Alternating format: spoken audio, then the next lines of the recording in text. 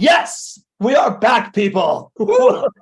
Welcome. I'm still not feeling great, but today we are talking about my boy GC's favorite topic, which is tax savings and how to make sure that you are getting prepared to take advantage of any kind of tax savings that you're going to be able to get off of rental properties that you can squeeze in before the end of this year, because right now is when you got to start thinking about this stuff in order to get it in and fit it in for the 2023 tax return, not on April 14th next year. And we are pumped. Our boy is back on his triumphant return. I'm your host, Pablo Gonzalez. With me today, back from a small 3-week absence where he had a little bit of a big deal surgery, but he's back and looking great in front of the camera. The man that I affectionately like to call GC, because of his genius concepts, because he generates cash flows, because he's a great co-host, and because his name is Gregg Cohen. Welcome back to the show, buddy. I missed you. Thank you, brother. Thank you so much. I am fired up to be back. It has been way too long since I've been here. I know we're not in the studio. There's 2 of the 3 of us that are in the studio right now, but it feels great to be back with everybody. Man, I can't wait to be back there on Thursday to have the full energy going on. You, me, and of course, our phenomenal community manager. We call her MTM because she brings us the moments that matter, and because her name is Madison the Magnificent. Hello, Madison. Hi, everybody. It is good to be back in the house, man. GC, what do we want to promote today? I feel like the YouTube channel is doing great. The podcast is growing in audience. I'm loving the attendance that we've been having live. We had a sneak preview of the class. What else could we ask for here? I don't know. Maybe this is just time to say thank you. Maybe not even ask for anything. Just say thank you. You guys are just making this show grow, and it's growing the right way. And, it is an honor. It's a privilege. It is so much fun to be here every Tuesday and Thursday with you all. So let's just do that. Just a giant thank you to all of you for being here.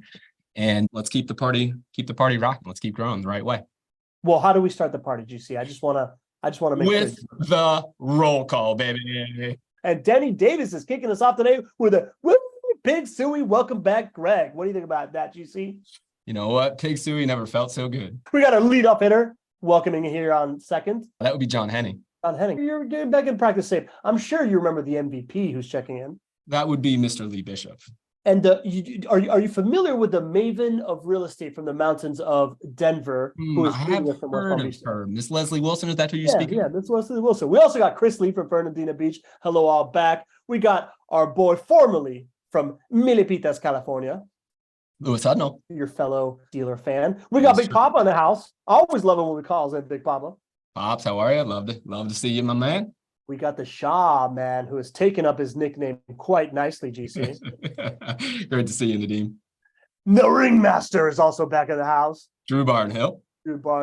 We got the mama bear of the community. Of course, the lovely Miss Cody Adams. We got her. We got our regulars. The second family of the Not Your Average Invest show, Gary and Rosalind Riley from Marietta, California. We regard you. We got Margaret Smith. I think that's a new name from Sarasota, Florida. Greetings to all. New name. Welcome to the party. Welcome to the party, Margaret. I hope you make this a habit. We got the Mountain Man from the golden aspen leaf speckled mountains of Colorado. Billy Green. We got superstar teammate, Layla Powell in the house. Who else we got checking in here? It's funny, man. The energy of the roll call when we're together is completely different. Like, we got to go a little bit slower for Zoom to catch up with us, man. True. But I really miss this. Donna Chica's in the house. Good to have you, Donna. We got our fairy godmother greeting us from Monterey, California, GC.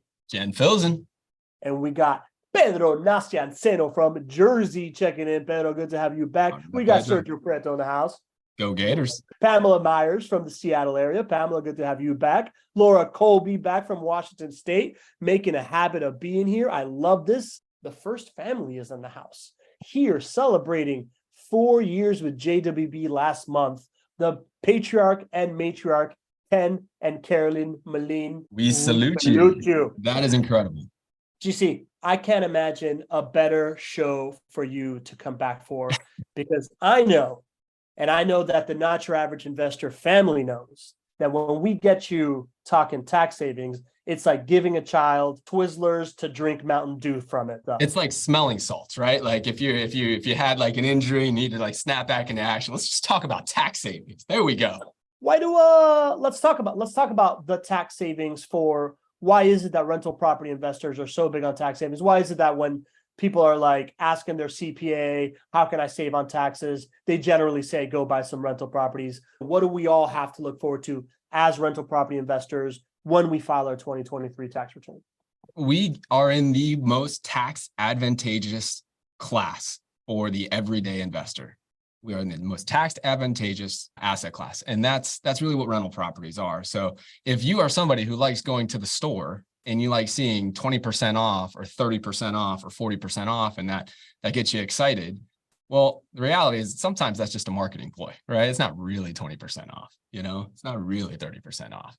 But the absolute 100% truthful way to get 20 or 30 or 40% off is to become a master of understanding tax savings, right? Because that keeps money in your pocket every single year. It's money that either you don't have to pay or you don't have to pay right now that otherwise you would have to pay for the similar income that you earn. And so just generally, that's why I love tax savings. It's because this asset class provides so many.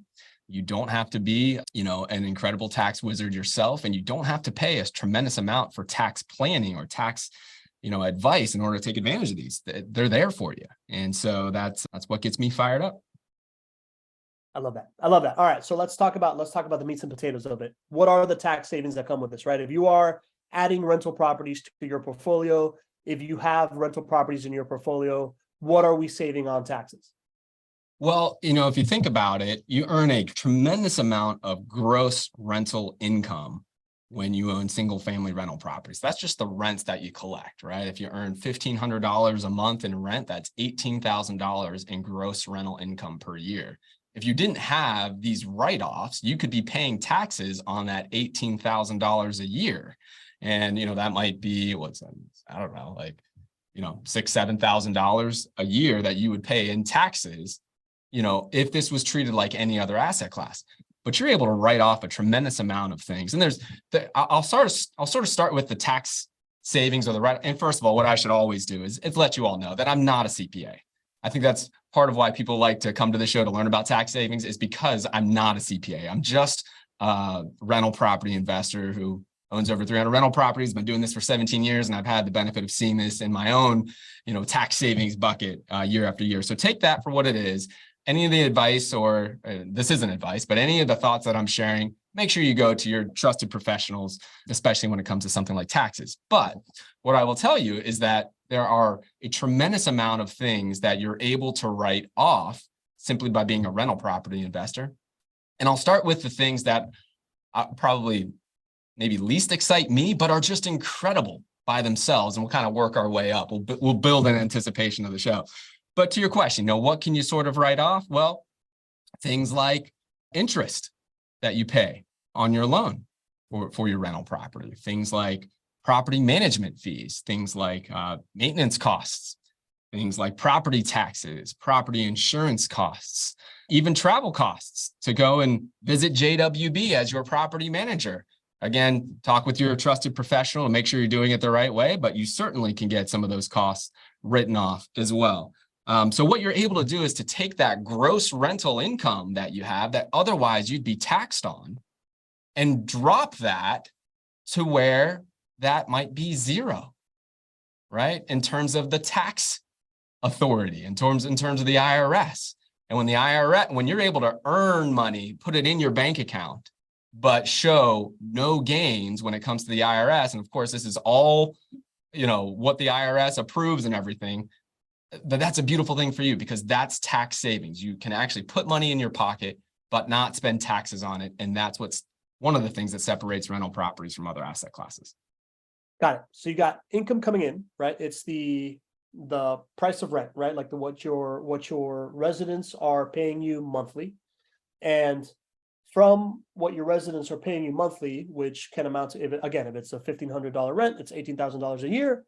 From that, then any kind of repair you spend on the property, any kind of travel that you have to come to Jacksonville or to go visit your rental property, you can write off the tax, right? Like the property taxes that you're already getting, all those different things. Those are all things that, if you have rental properties, you're going to be spending that income. It helps to deduct from that. But there's also the other one, right? The depreciation expense that you can write off that I know that you're really, really nerdy about, right? I'm assuming that these ones are the ones that you need to keep receipts for, the ones that you need to kind of like hold on and show proof for, these first ones that we talked about before we're talking about depreciation, right? Well, it depends how you do it. If you're doing it on your own, then you definitely need to keep detailed receipts. If you're working with a vertically integrated provider like JWB, of course, we keep all of these things for you. We actually are spending that money on your behalf for you. So we have all of those records. So, it depends how you do it, but it's very easy just to take advantage of these tax savings just by working with the right team who can just provide you a report at the end of the year that you can either use to plug in your own taxes, or you can just hand that right to your CPA and he or she can do your taxes in a split second. Got it. Okay. So then let's talk about the depreciation as well. You want to explain that again? Yeah. So, how I said, well, I'm going to start with the ones that I'm least excited about and then work towards the ones that I'm more excited about. Well, we're going to take that leap here to one that I'm very, very excited about. The only problem with the write-offs that I just shared with you is the fact that those are normal write-offs.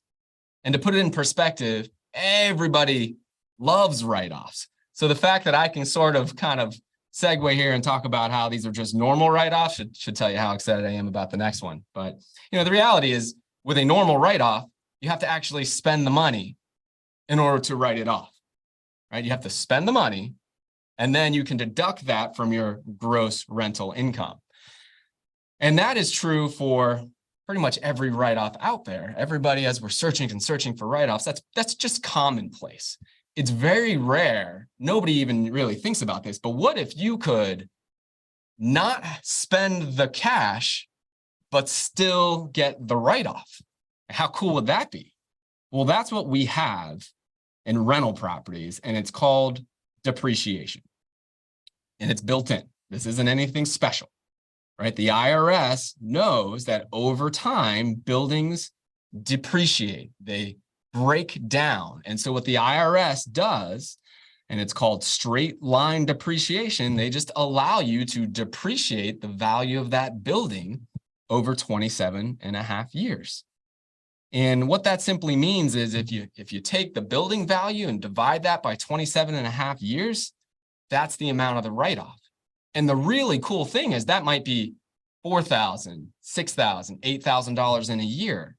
And so if you have passive income gains of $6,000, $8,000 in the year, you can use the write-off that we're talking about from depreciation on your rental property to not just offset the income from your rental property, but potentially other passive gains that you have as well. And you don't actually have to spend that $6,000 or $8,000 in that example. It's what I have started to call a non-cash write-off.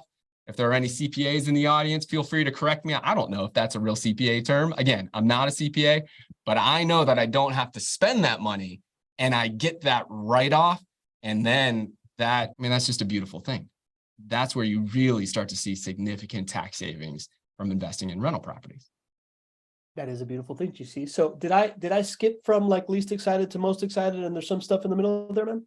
Dude, we've been doing this for a while. I still got something in my back pocket that I'm even more excited about. Don't worry. Yeah, I know you do. All right, GC. So let's talk real quick. I know that you said that as a JWB investor, you don't have to worry about any of this stuff, right? But let's say that I'm not.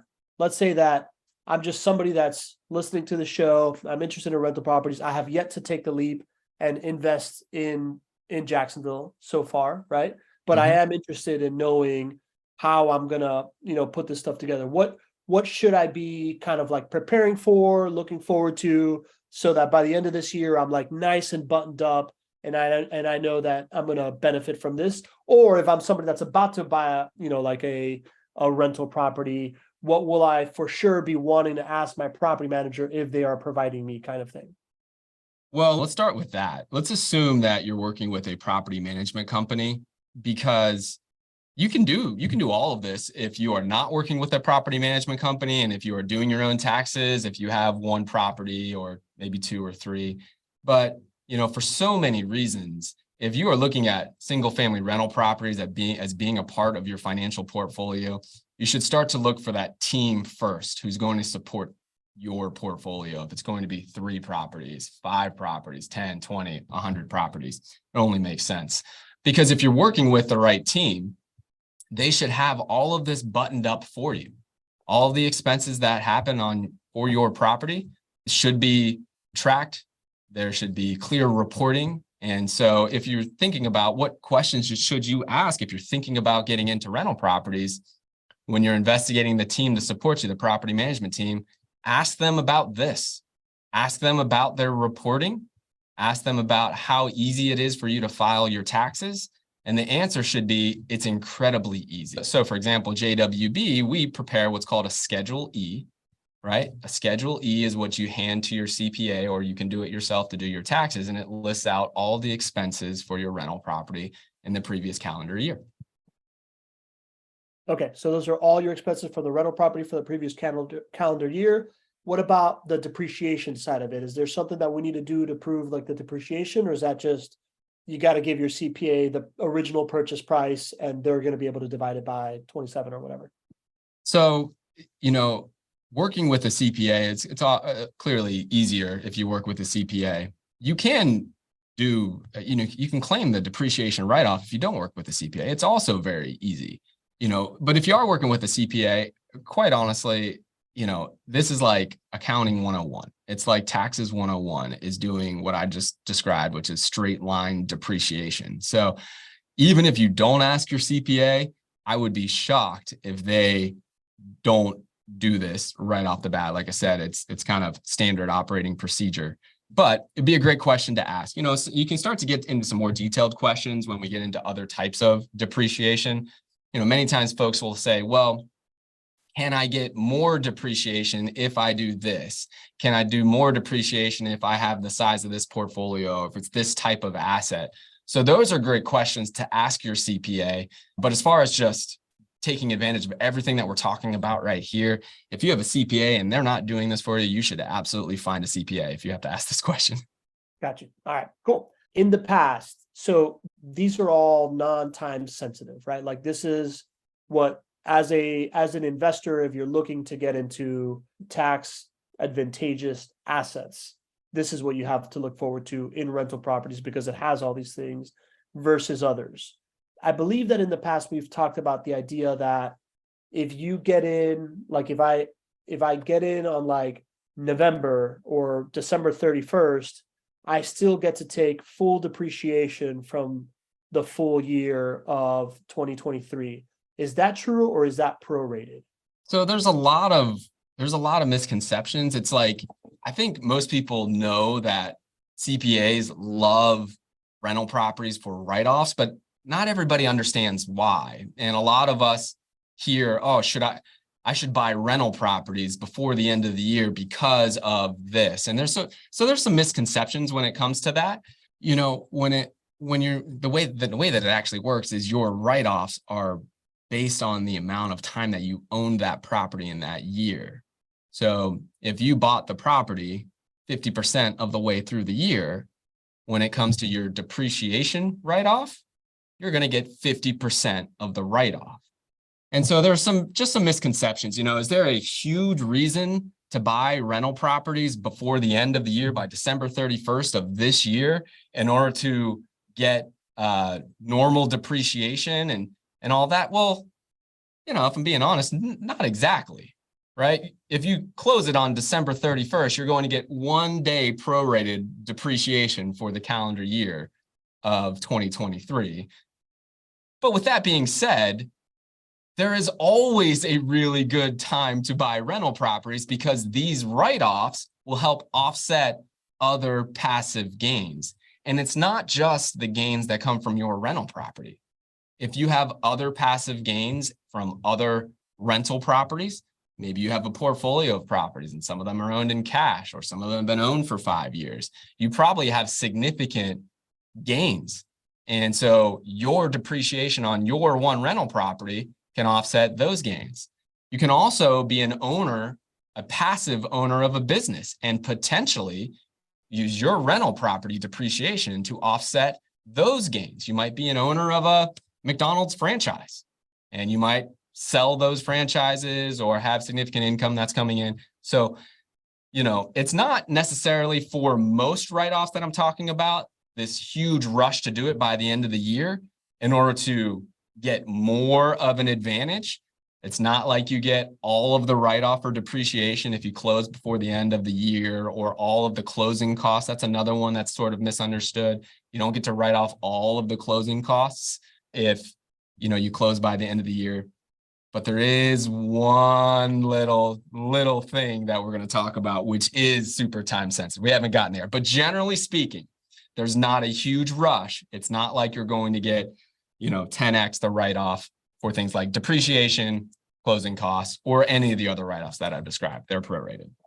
Got it. So none of this stuff is phenomenally time sensitive, but you just teased it, right? There is actually something this year that makes it particularly advantageous to close by the end of the year. Do tell. Well, it is appropriately named bonus depreciation, which is perfect because if everybody knows how much I love depreciation, you can only imagine how much I love bonus depreciation. So bonus depreciation is something that is super time sensitive. And that's why Pablo and I decided to do this show today. It's because you have the ability now still to be able to put a property under contract, a single family rental property under contract, and you have a good shot of closing on that rental property before the end of the year. And bonus depreciation is absolutely time sensitive. If you close by the end of 12/31 of this year, December 31st, you will have more of a tax savings than you would if you close January 1st of next year. Ooh, okay. Bonus depreciation sounds awesome. Drew Barnhill, who we all know does taxes and stuff like that, and is a maven on research. He calls it Rule 179. Is that the same thing? Oh, I think so. Me, Yeah. I'm not a CPA, but sounds right.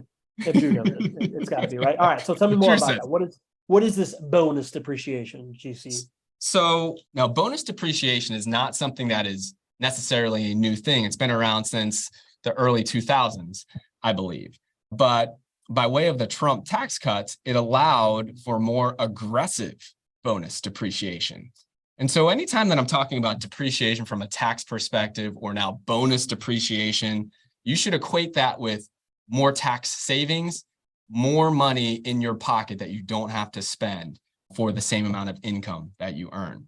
And so what bonus depreciation allows you to do is for assets that qualify, you're able to write off a lot more in year one than the normal depreciation schedule would allow. And so if you close on a rental property this year, or there are other assets that qualify for bonus depreciation, but if you close on those assets and they're in service by the end of the year, you get to write off 80% of the cost of that asset in the first year of ownership. And when you close on December 31st, that qualifies as 2023 as being your first year of ownership. If you wait until January 1st to close on that asset, you only get to write off 60% of the cost of that asset in year one, and that would be in 2024. So this can have a huge effect. This can put tens of thousands of dollars potentially in your pocket this year if you're able to take advantage of bonus depreciation. And of course, if you invest in a number of assets. So this is a real thing. It can definitely mean thousands and potentially tens of thousands of dollars for specifically rental property investors out there. Talk me through that then. When you're saying you can depreciate 60% of the cost of the asset versus 80% the cost of the asset, what does that mean? What are we actually depreciating there when it comes to rental properties? So here's kind of how I understand it as a non-CPA, right? Bonus depreciation has certain qualifications. Not every asset that you own qualifies for bonus depreciation. And one of the most important qualifications is it has to have a useful depreciable life of 20 years or less. This is determined by the IRS. So pop quiz, Pablo, do you know how long the depreciable life is of a piece of property, a rental property?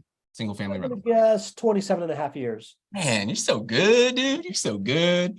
27 and a half years. So do rental properties qualify for bonus depreciation? Yes. I totally teed you up, dude. I totally teed you up. Yeah. The answer is no. Okay. So then why are we talking about it, Greg? Well, so the overall property does not qualify for bonus depreciation. I wish it did. It does not. However, components that are also related with the purchase of that property are able to qualify for bonus depreciation. So here are some examples. Land improvements, things like excavating, grading, landscaping, fences, swimming pools, sprinkler systems. These are things that are land improvements. Those can be sectioned off and qualify for that bonus depreciation because their useful life is less than 20 years. Some other things, so personal property, things like appliances, tools, technology, furniture, automobiles used for business purposes. All of these things can be related to the purchase of a rental property. And so what you can do, or what your CPA can do, is section off just those expenses and depreciate those at an aggressive schedule, which gets you much more tax savings in 2023, which again can write off other passive gains for your rental property portfolios or other passive businesses that you own. Got it. If I was to purchase a turnkey rental property from JWB in the next 2 months, do those properties typically come with those extra items that give you an opportunity for bonus appreciation?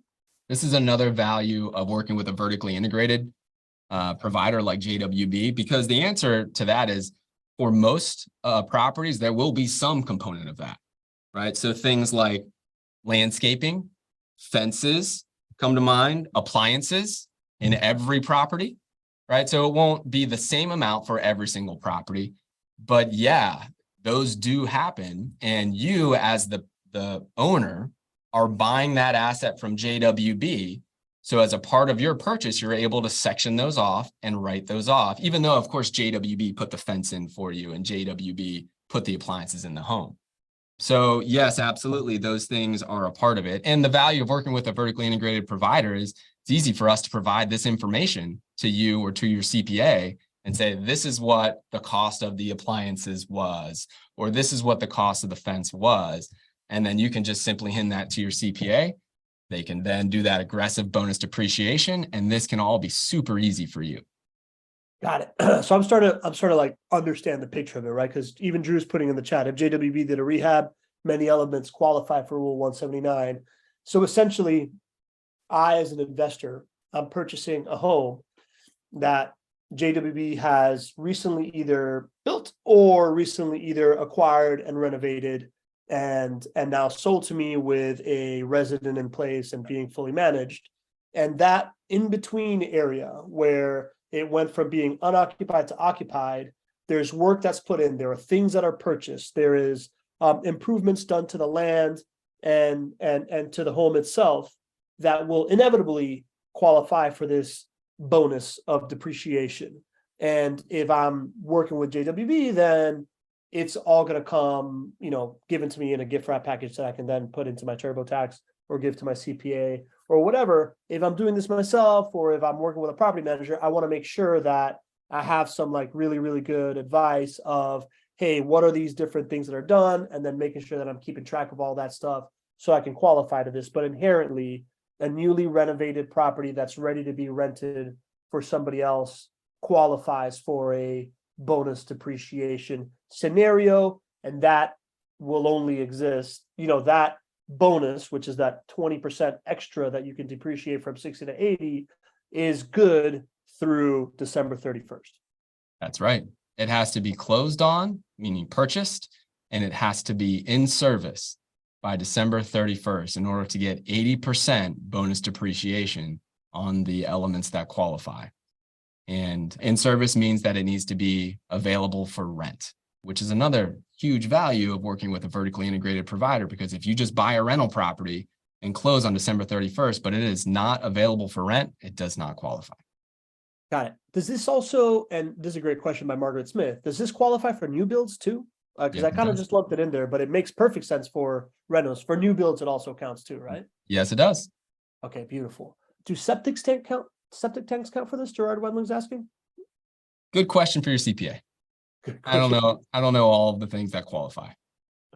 Got it. Bob Wiesner, my buddy, is asking, does an investor need to hire a specialty firm to do cost segregation study, or would the info that JWB provides to our CPA tax preparer be sufficient from an IRS standpoint? So I asked our team's CPA, and you guys know him. We brought Brian Reyes on the show not too long ago. I called Brian and I asked him specifically about this because I said, this all sounds great, but when does it really work for an investor? When does it really work for a JWB investor? And then when would the costs of getting to this point get eaten up by CPA costs or the cost to do tax preparation? And so there is an element of that, right? It's hard to put a number on exactly when this will make sense for you versus when would the cost of preparing the documents get eaten up with the tax savings. But overall, what Brian shared with me is that this is not super complicated accounting work. You do not have to get a cost segregation study in order to do this. JWB, in essence, is giving you the Cliff Notes version by telling you the 3 or 4 or 6 elements that qualify and what those costs were. So in essence, you could do this by yourself. There's nothing saying that you couldn't, but I would think most folks would actually work with a CPA to do this. Should not require a tremendous amount of time for your CPA, but it will cost probably thousands of dollars in order to do this work for your CPA. Brian estimated to me maybe somewhere around $1,500 to $2,000 of costs. So short answer to your question, Bob, you don't have to do a cost segregation study, but yes, there will be costs that go along with this. So if it's going to get you a $2,000 bill from your CPA to do this, you should see a lot more than $2,000 in tax savings this year. And so that's why this really, really makes sense for those who have a significant amount of rental properties, either that are already in their portfolio and thinking about buying a significant amount of rental properties, or significant gains to offset. It will make even more and more sense the more assets that you already own and the more assets that you're thinking about purchasing by the end of 2023. Got it. So that's a nuance. So Bob's question was, do I need to get a cost segregation study? Your answer is, as a JWB investor, the documents that JWB will provide is enough. But then there's another detail that you just brought up, which is, when does this make sense?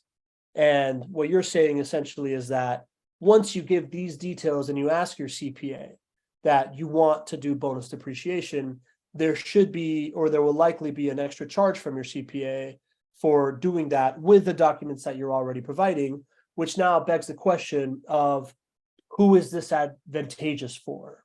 You want to speak a little bit more about that? You talked about this idea that if you're going to get a lot, then, if you're going to get more than $2,000 in savings, then it makes sense. What kind of person gets, is that advantageous for? Well, I kind of put a little example together. Should we kind of go through that example? Because then I think that'll help people see who it's going to be advantageous for. So let's say that you bought a JWB rental property, and, as a part of that rental property, we did landscaping, we put a fence in, we put appliances in. Let's just say that cost $15,000 for us to do that. Did all that work, you bought it at market value, all that good stuff.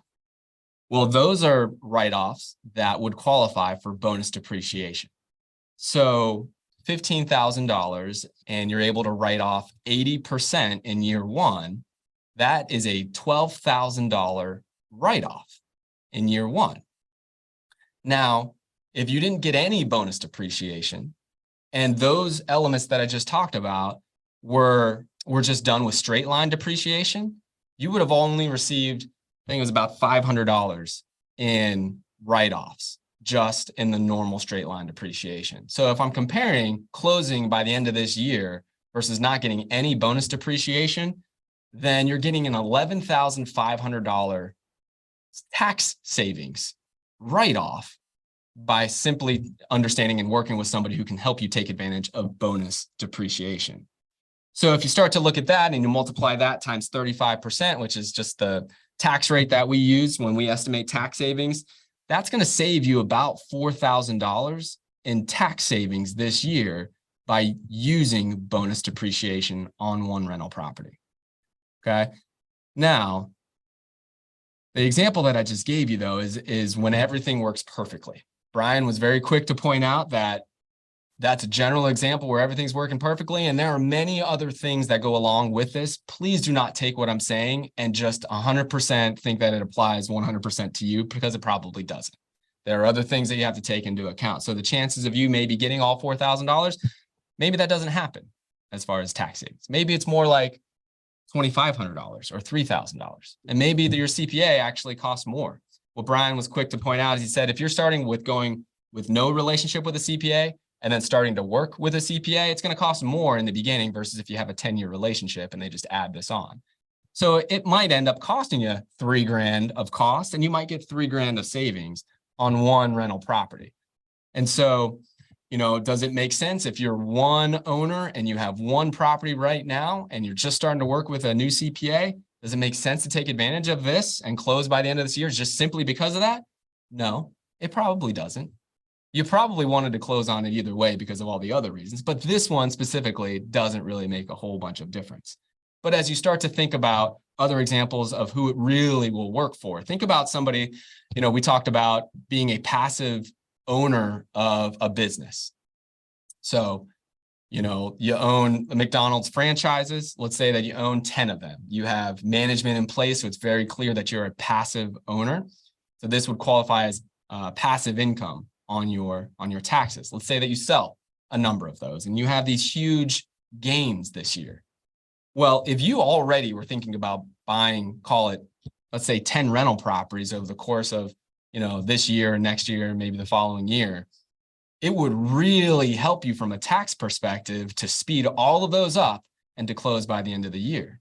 Because then it might have only cost you, let's say $3,000 or $4,000 from your CPA's time in order to do this, but you might get 10 times that $4,000 write-off. It might save you $40,000 in taxes and only cost you 3 or 4. So it's a function of how much passive gains do you already have from other real estate and other businesses that you're passive in, and then how much are you already planning on buying rental properties? Those are really the two things to consider. But if you're one of those people who happens to have a lot of passive gains and you know that single family rental properties are in your future, this is absolutely a reason to speed that up and to close by the end of the year. Got it. So if I am someone who has other investments that are passive income related investments, and I plan to exit those investments and reallocate into rental properties in my future, right? If I'm gonna shift my allocation of where my passive income is coming from, then it would really make sense to pull that demand forward in this next quarter and try to get into the rental property investing space as soon as possible so that we're closing this out by December 31st, because you have a lot to gain there. Mm-hmm. Is it always going to be like asset to asset, different assets? Is there a reason, like if I'm going to do a 1031 exchange for real estate that I'm going to then put into that is giving me passive income, and I'm going to go into rental properties, is that an opportunity there, or is it generally an extra opportunity if it's coming from something else that's a passive investment? No, real estate would be a great thing. So I could think of an example where there's a client who has, owned rental properties for 10 years, and rents have gone up tremendously over the last 10 years. And their expenses, their largest expense stays flat because they had, debt on the properties, and their mortgage payment stays the same. So at the end of the day, their net rental income has been growing tremendously for 10 years. Let's say they have 10 properties and their income has grown tremendously, and their home values have grown tremendously as well. And so, you could really look at the amount of gains that person has in 2023 being very high, higher than their typical depreciation would write off, and they could end up paying taxes on that income, either from rental income or from sales.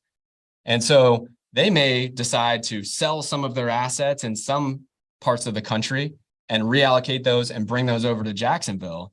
And bonus depreciation might really help them because they would be able to write off the rental income that they're probably already earning. They would be able to write off the gains that they took from the equity that's been built up in the homes that they sold.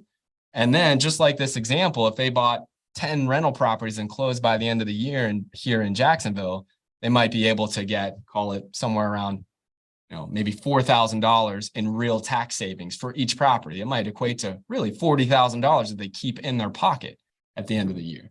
So it doesn't have to be just other assets coming into this asset class. It can absolutely be reallocating where your real estate is and bringing that over to another market like Jacksonville with JWB.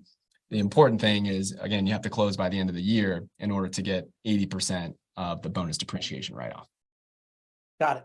Okay, that makes a lot of sense. This reminds me of when Early Bird Dean Curry asked us a question about he's got a property that he's planning on moving off of, but there's some kind of like short-term window that he's considering.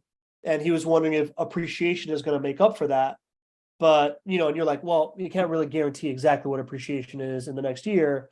But this is another one of those considerations for him then, right? If you're going to move it from one property to another and you're coming into, like this asset class here, then that's another kind of like bonus thing for him to consider as well then, right?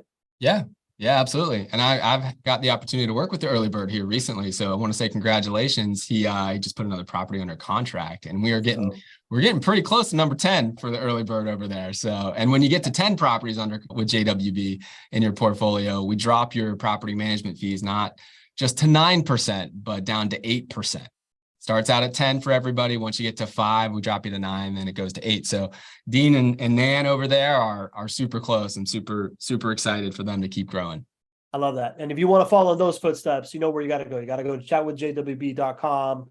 If you want to pull forward your demand, if this is something that you're looking at doing, it makes sense to go to chatwithjwb.com, plan that call, because this may be a 60-day process, right, GC, or maybe a 30-day process. You want to be able to get all your ducks in a row. This isn't something you want to do on December 14th, which is why we're doing the show today, right? Yeah, you can't do it at December 14th. If you come to us December 14th and want to take advantage of this, we're just going to tell you politely that I'm sorry, because this is an IRS thing. It must be closed by December 31st of this year. And you do not want to roll the dice. I would hate for people to want to take advantage of something like this and then go under contract, let's say in 3 or 4 weeks.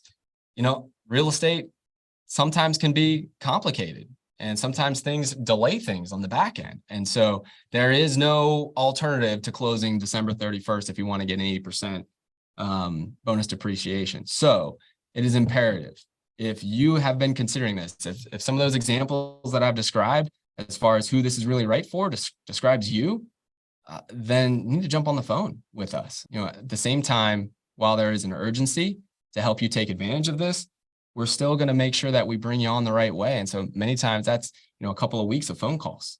So that's why we intentionally plan this show here at the beginning of October. It's because, going to chatwithjwb.com right now and setting up an appointment is the first step. And if you do that, and it takes, call it a couple of weeks of good phone calls for us to set you up the right way, then you still do have time to be able to take advantage of this.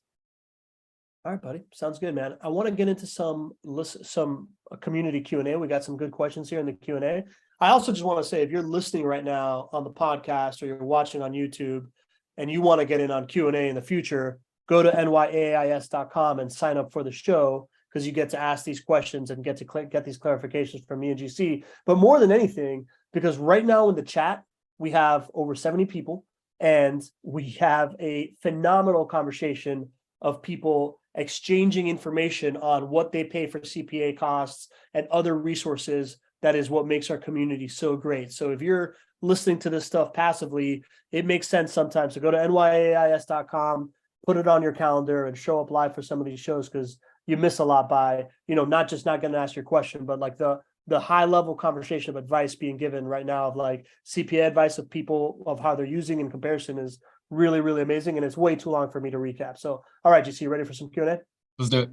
Our boy BJ McKay is asking, with property values increasing, how do you compensate for the higher property freaking taxes if your rent is maximum for area market? I love the attitude coming in with that question, BJ. Property taxes are a result of your overall market value going up. And, the challenging thing is that we have to pay property taxes every year, and you don't actually put money in your bank account every single year when your property value goes up. So I can understand, and, I feel for you. I have to pay property taxes too, but keep in the back of your mind that you're winning on that trade. Your appreciation over the last couple of years has been very high, much higher than the property tax increase. So just know that you're winning. If you're asking about how you're compensated in many, many ways. It's cash flow management, which, cash flow management helps when your rents have gone up as well. So largely those investors who have owned properties for a number of years, even though you're seeing higher property taxes, and we've talked a lot about higher insurance costs, just know at the end of the day, you're winning. You're winning, especially if you compare it against other asset classes too. We have a hard time remembering what happened last year in the S&P 500 in the stock market, but it's still down from its previous year highs. So keep in mind that you're winning a number of ways, even though I wish property taxes, had never gone up in a sense. But then again, I love paying teachers and firefighters and having schools and roads and bridges. So there you go.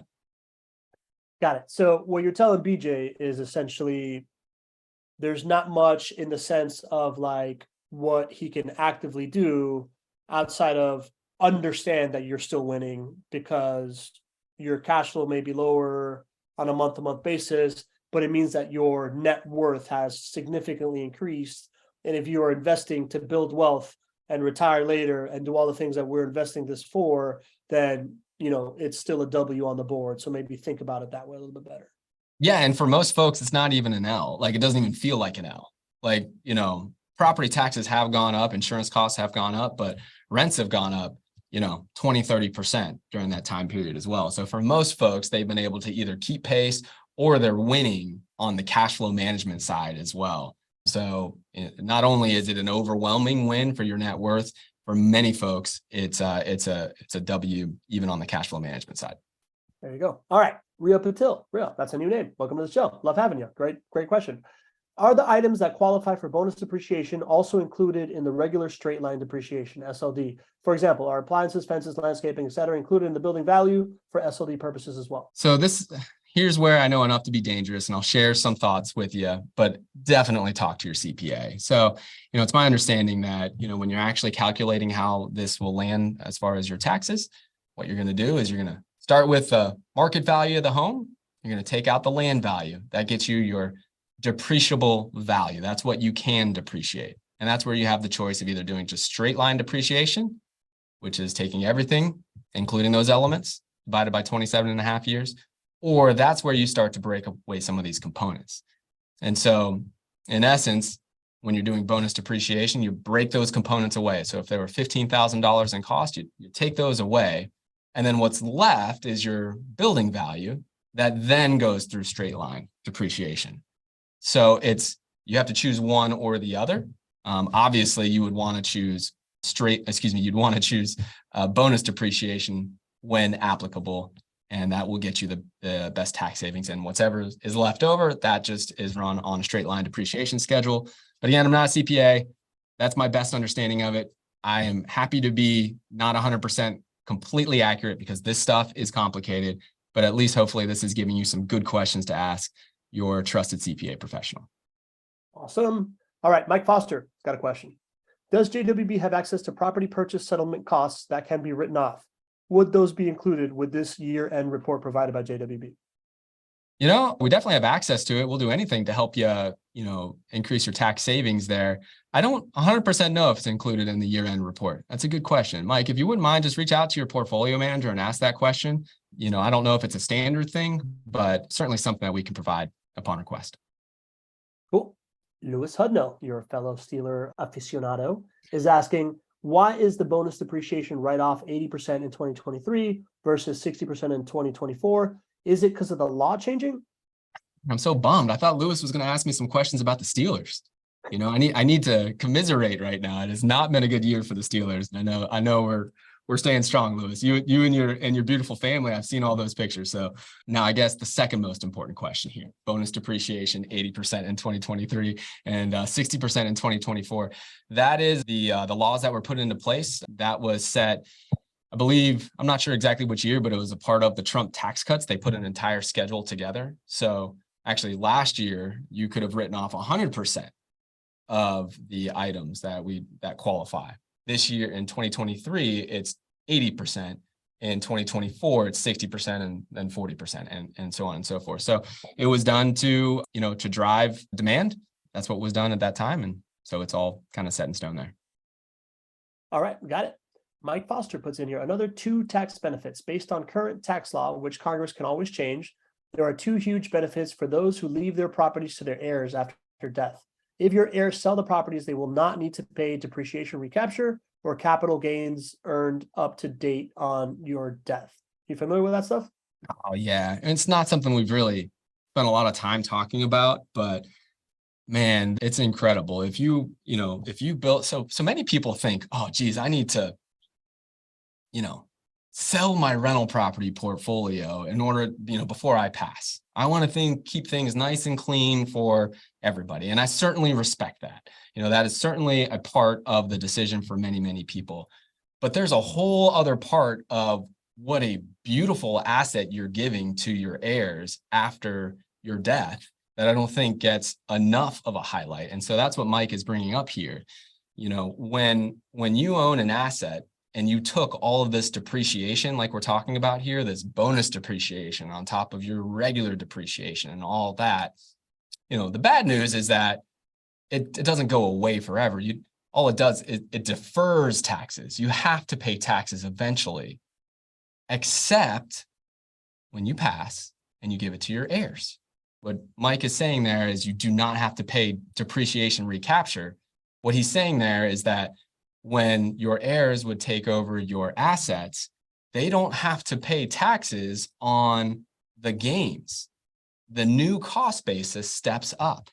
And then of course you're leaving your heirs with an asset that pays for itself, that has all of these 5 profit centers and all of all the good things that we talk about regularly on the show. So again, super sensitive to those who think that you just have to have everything clean, and I hear that a lot. But also take some time to investigate what a beautiful asset this can be for those who you would leave, for your heirs to inherit, and maybe reframe how important it would be to sell versus just to put it in a great shape, meaning have your portfolio in a great shape, have it professionally managed, make sure you're set up very well. And then I can't think of a more beautiful asset to leave to my heirs versus the traditional assets, which you guys know how I feel about stocks and bonds. So. Last question here. Do you see Nancy DiNucci, another new name, I believe? Nancy, welcome to the show, is asking, what is the average percentage of cash flow for single family properties you are buying today after property taxes, property management, insurance, repairs, and monthly payments? So average monthly cash flow people can expect these days. It's hard to answer that question, Nancy. That's a great time to get on the phone with my team. And the reason that I give you it's hard to answer that question is because it's a reflection of how we're going to build your portfolio for you. If you come to us and you say, cash flow is the most important, I need to earn $500 a month from my rental property portfolio, depending on the resources you have, we can certainly build a portfolio that way, right? We would put more money down, which would lower your costs, which would increase your cash flow. And so we would be able to do that. You name the percentage return you want within reason, probably going to be able to match that. However, we're also going to have the conversation of what's more important for you today, Nancy. Is it cash flow today, or is it long-term growth, or is it both, right? And that's how we'll build the portfolio for you, because just realize the more cash flow that you want today, the lower the long-term growth will be for your money over a full market cycle. If you can look at break-even cash flow as being kind of the standard, what that allows you to do is to have an asset that pays for itself and then set yourself up for even more growth over a full market cycle. And for many folks, they're bringing money from stocks and bonds, where stock market, you generally don't get, dividends, or even if you do, you reinvest them. So cash flow is typically not important there. Bonds, you get some cash flow, but it's not, usually, a game changer for folks. So all that being said, Nancy, jump on the phone with us. Happy to walk you through and build a portfolio, especially for you. And if cash flow is the most important thing, we can absolutely hit those requirements within reason. Yep. And you do that at chatwithjwb.com. GC, I know I said last question, but Margaret Smith just goes, wait, heirs receive the property without stepped up basis without being in a 1031 exchange. Can you clarify that real quick? Yeah. Okay, that's a yes. Yeah.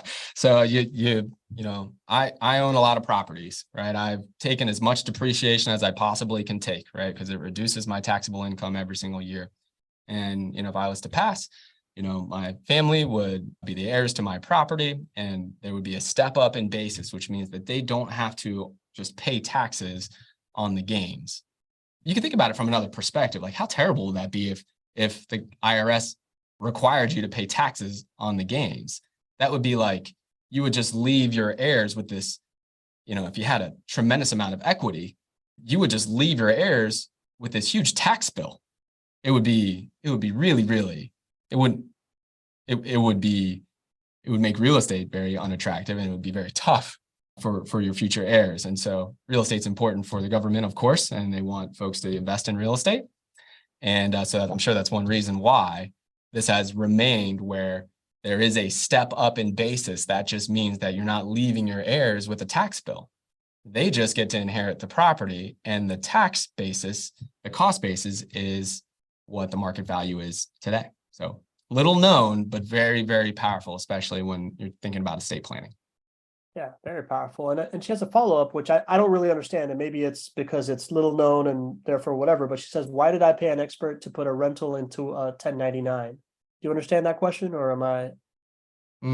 No, I don't understand that one, but just reach out. Just reach out to us. We'll give you, and of course, I'm not a CPA. My team's not a CPA, but Oh, she meant to say 1031. Why did I pay an expert to put a rental into a 1031? A 1031. Okay. Well, little bit different there. So, a 1031 it can be a great idea, right? That allows you to defer the taxes on the sale. So if you want to choose when you sell the properties, a 1031 helps you there, right? You're deferring the taxes until later.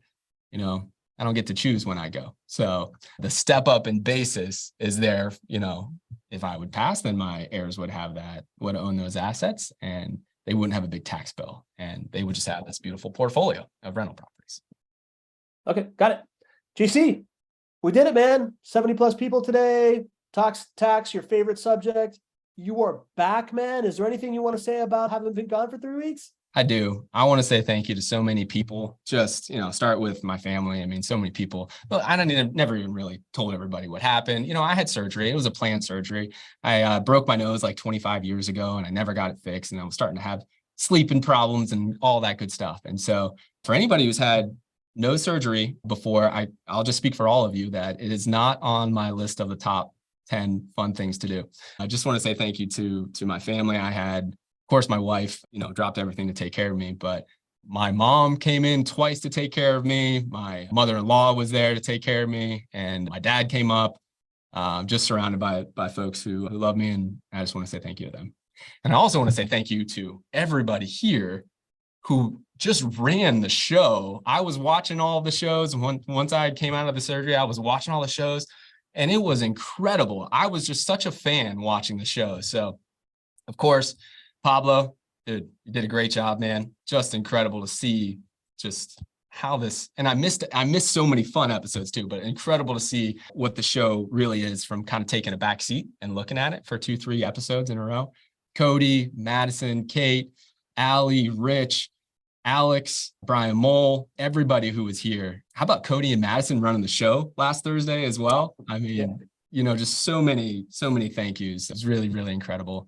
And just thank you to the community. I mean, when Pablo and I were talking about doing this show 3 years ago, I never would have assumed that the show would just continue just to grow and be better and better and better if I wasn't at least a part of it in some way. And so one of the most incredible things was just watching the attendance of the show and watching the value that was created by the guests that we had on the show, and watching all of that and just truly being able to rest and recover and not have a worry about that. It was an incredible gift. So thank you to all of you. Thank you to the community for continuing to be here, to love the show as much as you do. Just thank you to everybody. Well, buddy, I can tell you that I am super grateful to have you back. I'm glad that you're feeling well. I'm glad that you're here. And I too am super grateful for the community. I don't know if, 3 years, I could not have seen myself hosting this thing without you for 3 weeks either, right? But like the outpouring of support and how many resources we have around us and how much everybody shows up and asks these great questions and is part of this is truly, truly a unique experience, man. So glad to have you back, but I just never take the 60, 70 people that show up on a Tuesday, the middle of your workday, to be part of this and to uplift us all. I'm just so grateful that you all do this and take time to show up live and make this thing so much fun. So I'm right there with you, buddy. And it's been fun. It was a fun ride. It was a cool 3 weeks, and it was pretty interesting, man. It was cool. But what do you say we, do the show in the studio together next time? I'd say I'm in. So for the record, I had strep throat this weekend. The last thing I want to do is give strep throat to Gregg, who's just coming off of a nose surgery. So I stayed home today. Thursday, we're back in studio. We're doing a portfolio of the week. We're diving into a use case. It's going to be awesome. And we hope you're there. But from now till then, there's just one thing that we ask that you don't do. And that's what you see. Don't be average. See y'all Thursday.